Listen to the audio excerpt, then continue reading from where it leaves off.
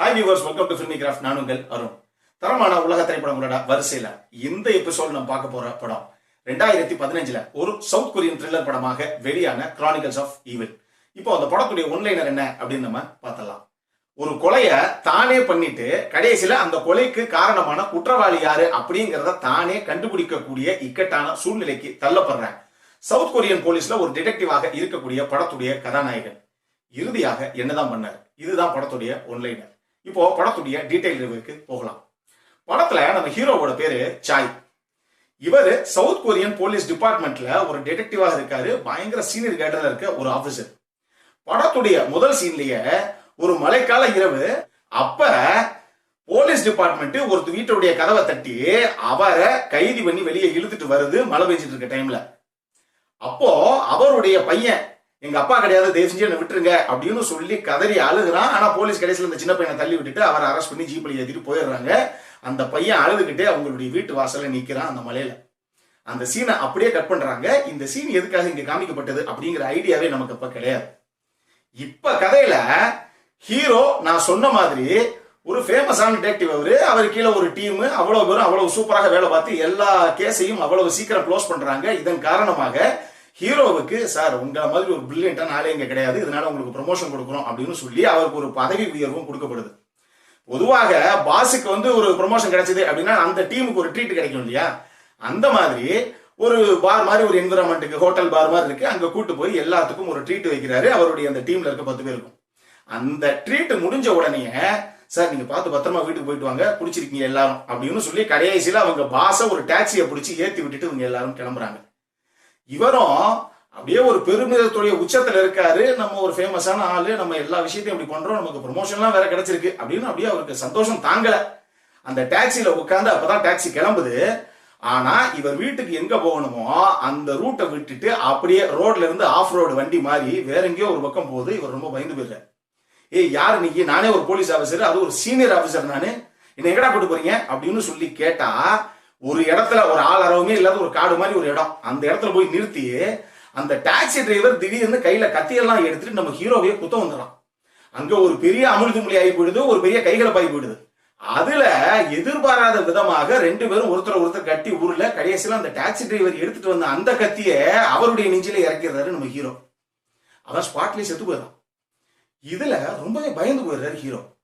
என்னங்க இன்னைக்குதான் ப்ரொமோஷன் கொடுத்தாங்க, நம்ம தான் ஒரு நம்பர் 1 ஆபீசர்னு வேற பேர் வாங்கிட்டோம், இன்னைக்கு கடைசியில இப்படி ஒரு கொலைப்பலியா நம்ம மேல விழுக போகுது அப்படிங்கிறதுக்காக தான் இந்த ஸ்பாட்டுக்கு வந்ததே தெரியாத அளவுக்கு, அதே மாதிரி இந்த கொலைக்கும் தனக்கும் சம்பந்தமே இல்லை அப்படிங்கிற மாதிரி எல்லா தடயங்களையும் பக்காவாக அழிச்சிட்டு அங்க இருந்த ஆளு அப்ஸ்கண்ட் ஆயிடுறாரு. மறுநாள் காலையில அவர் வீட்டுல தூங்கி எந்திரிக்கிறாரு. உங்களை அவசரமா வர சொன்னாங்க அப்படின்னு இன்ஃபர்மேஷன் வருது. இவர் நேர டிபார்ட்மெண்ட்டுக்கு போறாரு. போனா இவருடைய போலீஸ் டிபார்ட்மெண்ட்டுக்கு முன்னாடியே ஒரு 70-80 அடி உயரத்துல ஒரு கிரேன்ல ஒரு பாடி தொங்க விடப்பட்டிருக்கு. இவருக்கு என்ன யார் இது என்ன ஏதுன்னே புரியல. ஆனா இவருடைய சீனியர் ஆபீசர் ஒருத்தர் இருக்காரு நம்ம ஹீரோவுக்கே. அவர் சொல்றாரு, இந்த கேஸ் எப்ப போலீஸ் டிபார்ட்மெண்ட் முன்னாடியே ஒரு கிரேன்ல ஒரு பாடியை தொங்க விட்டு போனாங்களோ எல்லா இடத்துலயும் பயங்கர பிளாஷ் நியூஸா போயிடுச்சு. மீடியா எல்லாம் நம்மளை பிச்சு புடுங்குறாங்க. எப்படியாவது இந்த கேஸை க்ளோஸ் பண்ணணும், உங்களை விட ஒரு திறமையான ஆபீசர் கிடையாது, அது உங்களுக்கே தெரியும், இந்த கேஸை கையில் எடுத்து பாருங்க அப்படின்னா இவருக்கு அந்த பாடி யாருன்னே தெரியாது. இருந்தாலும் ஓகேப்பா பாடியெல்லாம் இறக்குங்க அப்படின்னு சொல்லி இறக்கி கடைசியில கீழே அந்த பாடியை ஓபன் பண்ணி பார்த்தா முதல் நாள் நைட் யாரை குத்துனாரோ அதே பணம் இவருக்கு தூக்கி வாரி போடுது. இப்ப என்ன பிரச்சனை அப்படின்னா, இதுக்கப்புறம் ஹீரோவுடைய மைண்ட்ல இருக்கிறது 2 கேள்விகள் தான். ஒண்ணு, இவன் யாருன்னே நமக்கு தெரியாது, எதுக்காக ஒரு டாக்ஸி டிரைவராக ஒரு டாக்ஸியில கூட்டு போயிட்டு நம்ம கொலை பண்றதுக்கு இவன் முயற்சிக்கணும். 2வது கேள்வி, சரி ஏதோ நடந்து போச்சு, நம்ம இன்டென்ஷனலா பண்ணல, ஒரு தள்ளுமுள்ள எல்லாம் கடைசியில அவன் இறந்து போயிட்டான், ஆனாலும் இதே பாடியை கொண்டு நம்ம டிபார்ட்மெண்ட் முன்னாடியே கிரேன்ல கட்டி ஒருத்தன் தொங்க விட்டுருக்கான் அப்படின்னா நம்ம கொலை பண்ணது அவனுக்கு தெரிஞ்சிருக்கு. இது யாராக இருக்கும்? இந்த கொலைக்கு, அதாவது நம்மளை இங்க உள்ள ஃப்ரேம் பண்ணணும் அப்படின்னு நினைக்கிறதுக்கான காரணம் என்ன? இது 2ஐயும் நம்ம ஹீரோ கடைசியில கண்டுபிடிச்சாரா இல்லையா? இதுதான் படத்துடைய மொத்த கதையை. இந்த படத்துல எனக்கு ரொம்ப ரொம்ப பிடிச்ச விஷயம் என்ன அப்படின்னா, 2 விஷயங்களை நீங்க குறிப்பிட்டு சொல்லி ஆகணும். படத்துடைய சினிமோட்டோகிராஃபி ஆகட்டும், படத்தில் இருக்க எல்லாருடைய பர்ஃபார்மன்ஸ் ஆகட்டும் செம சூப்பராக பண்ணிருப்பாங்க. ஈவன் ஆர்ட் டிபார்ட்மெண்ட் எல்லாம் பண்ண சின்ன சின்ன ஒர்க்கு கூட அவ்வளவு சூப்பராக பண்ணிருப்பாங்க. பட் குறிப்பிட்டு சொல்ல வேண்டிய 2 விஷயம் என்ன அப்படின்னா, முதல்ல அந்த ஹீரோவுடைய பர்ஃபார்மன்ஸ். அவரு முதல்ல அந்த ஒரு பெருமிதத்தோட தெரியும் போது நான் எவ்வளவு பெரிய ஆபீசர் தெரியுமா, எப்படி முடிக்கிறேன் பாரு கேஸ, இங்கே பாரு ப்ரொமோஷன் வேற இன்னைக்கு அப்படின்னு அவர் அந்த கெத்தா முதல்ல தெரியும் போது அப்படி இருப்பார் பாக்குறது. இப்படி பாக்குறதுக்கே பயங்கர ஹைஃபையா சாமிங்கா அப்படி இருக்கிற ஒரு ஆளாக காமிச்சிட்டு கடைசியில அந்த டாக்ஸி டிரைவரோட தள்ளுமுள்ள ஆகி போய் கடைசியில அவன் இறந்து போயிட்டான், இன்னைக்கு செத்து போயிட்டான் அப்படின்னு தெரிஞ்ச உடனே ஒரு பயமும் ஒரு பரிதவிப்பும் கலந்த ஒரு உணர்வு அவருக்கு முகம் ஃபுல்லா தொத்திக்கிறோம். அதை அவர் முகத்துல வெளிப்படுத்தின அந்த விதமாகட்டும், இதெல்லாம் தாண்டி கடைசியில இந்த கேஸை நீங்களே விசாரிக்கணும்னு சொல்லி போலீஸ் டிபார்ட்மெண்ட்டே இவர்கிட்டே வாலண்டியரா வந்து கொடுத்ததுக்கு அப்புறம் அந்த கேஸை கையில எடுத்து இருங்கடா, இந்த கேஸை நான் விசாரிச்சு அடுத்தடுத்து ஃபர்தரா போனா தானே குற்றவாளி எங்கிற வரைக்கும் போவீங்க, இந்த கேஸையே அப்படியே கிடப்புல போட்டா அப்படிங்கிற மாதிரி இவர் திங்க் பண்ணாலும் இவர் கூட இருக்காங்க இவருக்கு அந்த 10 பேர் இவருடைய டீம். அவங்க சும்மா இல்லாம சார் ஏன் முகம் ரொம்ப சோர்வா இருக்கு உங்களுக்கு, நீங்க இதெல்லாம் விட்டு தள்ளுங்க சார், ஏன் கவலைப்படுறீங்க, நாங்க இருக்கோம். இந்த குறிப்பிட்ட டாக்ஸி எந்தெந்த ரோட்ல எல்லாம் கிராஸ் ஆச்சு, எத்தனை மணிக்கெல்லாம் போச்சுங்கிறதுக்கான கம்ப்ளீட் சிசிடிவி ஃபுட்டேஜ் வரைக்கும் எல்லாத்தையும் நான் கண்டுபிடிச்சிட்டோம், குற்றவாளி யாருன்னு டக்குன்னு கண்டுபிடிச்சு உங்களுக்கு சொல்றேன் பாருங்க அப்படின்னு சொல்லி இவர் சும்மா இருந்தாலும் அவங்க சும்மா இருக்க மாட்டாங்க. அதுவே இவருக்கு பயங்கர பீதியை கிளப்பிடும். இவங்க கண்டிப்பா வந்து சார் இங்க பாருங்க கடைசியில இந்த டாக்ஸியில போனது நீங்க தானே சொல்லி என்னத்தையாவது கொண்டு வந்து காமிச்சு கொலகாரனே நீங்க தான் சார் நாங்க கண்டுபிடிச்சிட்டோம்னு வந்து நிக்கத்தான் போறாங்க, அது வரைக்கும் இவங்க அட மாட்டாங்கிற ஒரு பயம் அவருக்கு வந்துடும். இதுக்கப்புறம்லாம் அவர் ஆரம்பத்தை நல்லா பாத்துக்கங்க. ஃபர்ஸ்ட் அவர் ஹையர் ஆபீசரா அப்படி ப்ரொமோஷன்ல அப்படி பார்ட்டி கொடுக்கும்போது என்ன கோட் ஷர்ட் டை எல்லாம் போட்டிருந்தாரோ அப்படியே தான் பின்னாடியும் வருவார்.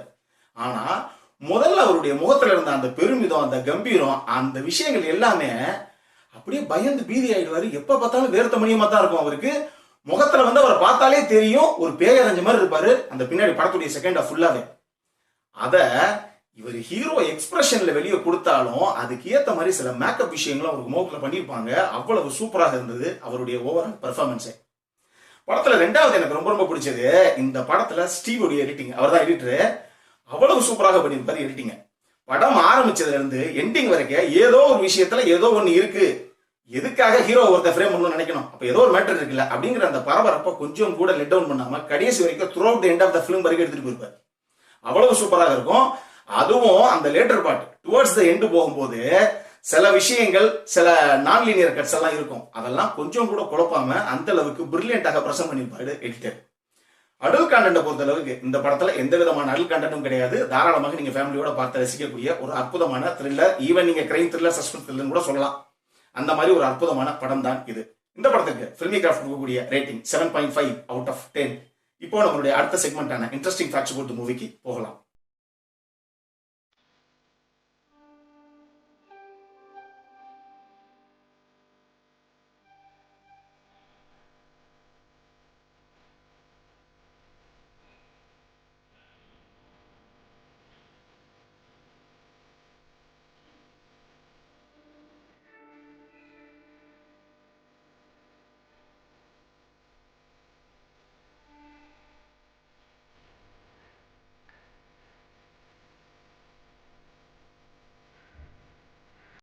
இந்த வீடியோ பிடிச்சிருந்ததுன்னா லைக் பண்ணுங்க, ரொம்ப பிடிச்சிருந்ததுன்னா உங்க ஃப்ரெண்ட்ஸ் எல்லாத்துக்கும் ஷேர் பண்ணுங்க.